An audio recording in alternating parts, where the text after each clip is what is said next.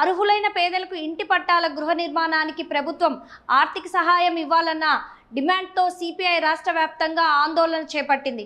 అందులో భాగంగా పులివెందులలో సిపిఐ నియోజకవర్గ కార్యదర్శి జయరాముడు ఆర్డీఓకి వినతి పత్రం సమర్పించారు. పేదలకు న్యాయం చేయాలని కోరారు. ఇవాళ సిపిఐ రాష్ట్ర సమితి పిలుపులో భాగంగా పులివెందుల ఆర్డీఓ కార్యాలయం వద్ద నిరసన కార్యక్రమం చేపట్టడం జరుగుతూ ఉంది.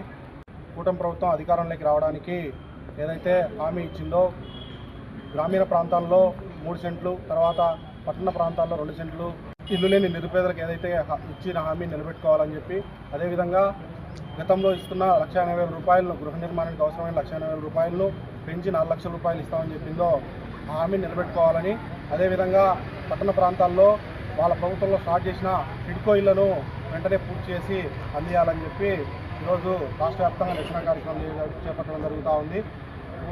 కుటుంబ ప్రభుత్వం అధికారంలోకి వచ్చి 2 సంవత్సరాలకు పూర్తిగా వస్తున్నప్పటికీ ఈ హామీ పైన ఎటువంటి ప్రకటన చేయకోకుండా గ్రామీణంలో ప్రాంతాల్లోని పేద ప్రజలను నిరాశకు గురి చేస్తూ అవలంబిస్తున్న విధానాలపైన సిపిఐగా వ్యతిరేకిస్తూ ఈ హామీని వెంటనే పూర్తి చేయకపోతే రాష్ట్ర వ్యాప్త ఆందోళన పిలుపునిస్తామని చెప్పి తెలియజేస్తాం.